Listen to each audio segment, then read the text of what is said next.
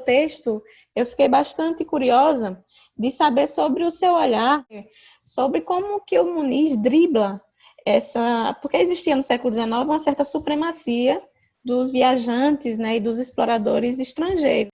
E o Muniz não fazia parte de um coletivo, vamos dizer assim, que estava já com a chancela para ser explorador da flora, da fauna, ligado à botânica. Então, eu gostaria de saber do senhor como é que o Muniz pode ter driblado essa situação e se inserido nesse contexto de divulgação e circulação da ciência luso-brasileira no século XIX. Então, eu gostaria de saber o seu olhar sobre isso e a importância desse personagem para a historiografia sergipana.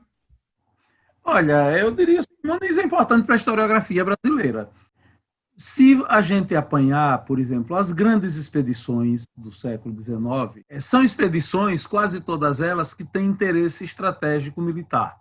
Por exemplo, há um grande explorador inglês que viveu no Brasil no século XIX, Richard Francis Burton. Ele faz uma viagem importantíssima. Ele é um dos primeiros registros que eu conheço, eu não conheço outro anterior ao dele, não estou dizendo que não exista, estou dizendo que eu não conheço, de alguém que tenha navegado o Rio São Francisco da nascente até a foz. Burton fez isso. Burton era cônsul de Sua Majestade Real Britânica em Santos. Santos é o porto, o grande porto brasileiro dos 800. O porto do Rio de Janeiro é importante, mas cada vez mais essa importância vai se mudando em direção a Santos. E ele é cônsul de Sua Majestade Real Britânica em Santos. Hoje já há algumas, é um homem que foi muito biografado, ele.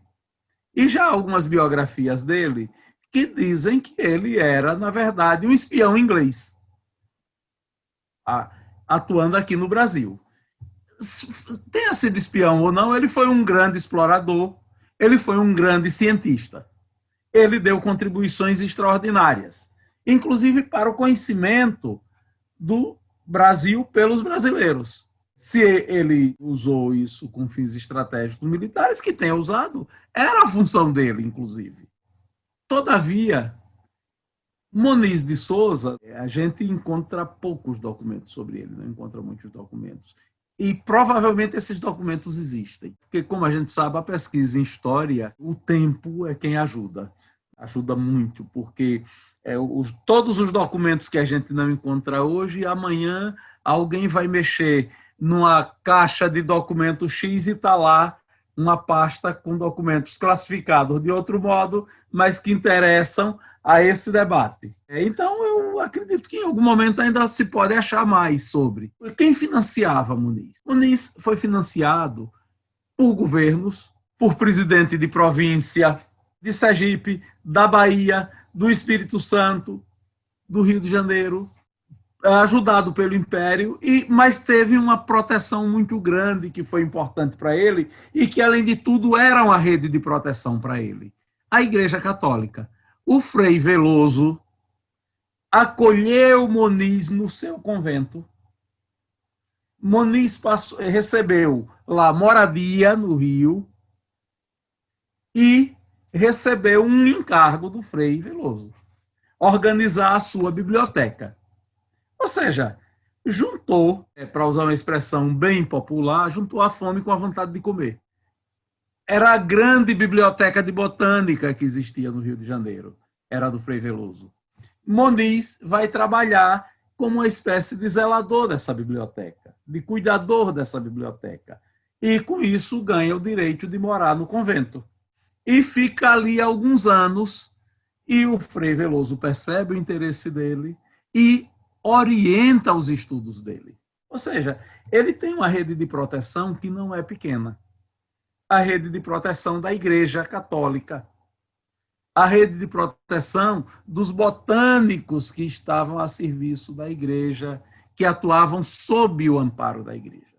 Isso é proteção física, porque cria condições sociais que vão desde a habitação, desde a moradia, ajuda financeira, E quando faltou isso, algumas vezes você já pontuou muito bem.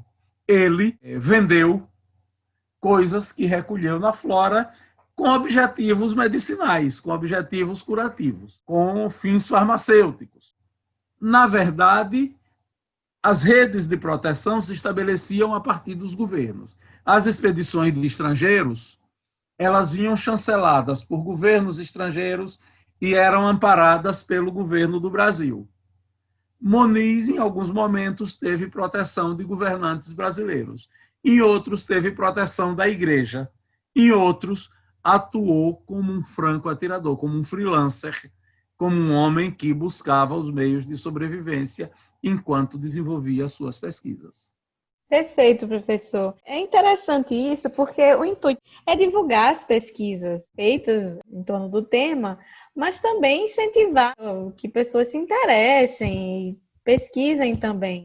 E essa sua fala indicou um viés interessante de perceber como é que esse sujeito consegue arregimentar aliados de proteção, de financiamento. E uma bela pergunta, quem financia isso tudo? Então, existia alguém por trás dessas expedições, quando não era o Estado, era alguém que estava financiando por conta própria.